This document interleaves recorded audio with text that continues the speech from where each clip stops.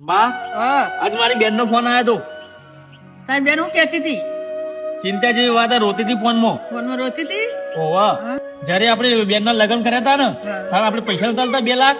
હા, તે તો લગ્ન કરાવો તો વ્યવહારે પૈસા આલવા જ પડી. તું તો બોલે જ નહીં, બધું તારા કારણે જ થયું. તું કહેતી હતી વેવાઈ ને કે વેવાઈ પૈસા આવા તો જોન લઈને આવજો ને જોન લઈને આવતા નહીં. હા આજ મારી બુંદ દુખી થાય ને ફોનમાં રોતી હતી. શું કરવાનું બોલ? એ વેવાઈ તો મારી મજબૂરી એટલે હું કરે પૈસા આલું બચારા. તો વેવાઈ પણ પૈસા નતા તોય લાયા પૈસા ખબર હે? ઘર મૂકીને 2 લાખ રૂપિયા લીધા. 2 લાખ લઈને દાગીના બનાયા તો 2 લાખ રૂપિયા આપણે રોકડ આલ્યા હોય તો દાગીના બનાવીને જોન નો ખર્ચો. તો વેવાઈ પૈસા પોકી ના હોય તે પેલો વ્યાજ વાળા આવ્યો તો ઘર જપ્ત કરી લીધું તો મારી બુના ઘર વગર ની થઈ જઈએ. શું કરવાનું કયો? તો આપણે બુના તો પાડો પૈસા ના લેવાય બુના એ ના કેતી તો પીએ ના પાડતી આ નથી મોનતી. શું કરવાનું કયો? આ ફોન કરવાનું કીધું હું ફોન કરું હવે.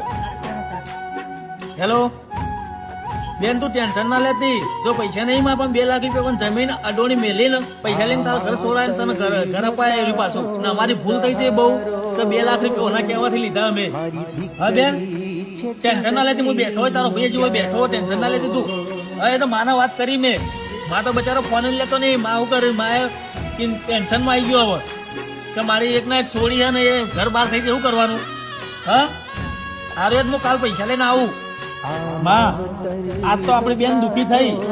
હા મને જોઈ ના જ્યું તને જોઈ ના જ્યું ટેન્શન માં હતી. પણ આજ આપણા મિત્રોને કહેવા માંગુ કે તમે પણ જો દીકરી કે છોડીઓના પૈસા લેતા હોય ને તો ના લેતા. 2 હાથ જોડું. જેમ કે આજ અમારે જેવું થયું ને એવું તમારે પણ થશે. તમે તો પૈસા લઈ લો પણ તમારી છોડી અથવા તમારી બેન ને ભોગવવાના દાડા આવશે આવશે આવશે ને આવશે. એટલા માટે કહું તમે એવું હોય તો મોટો વિવાહ કરતા નાના થોડા કરજો પણ પૈસા ના લેતા. એવો સમૂહલગ્ન માં કરજો પણ પૈસા ના લેતા. મિત્રો તમારી પોકેટ ના વળાતું હોય તો આ વિડીયો અમારે દીકરીના પૈસા જે લેવા હોય એના માટે મેસેજ આપ્યો હોય તો આ વિડીયો તમને ગમ્યો હોય ને તો લાઈક કરજો, શેર કરજો ને કોમેન્ટ કરજો, ફોલો અમને કરવાનું ભૂલતા નહીં. જય મેળવી.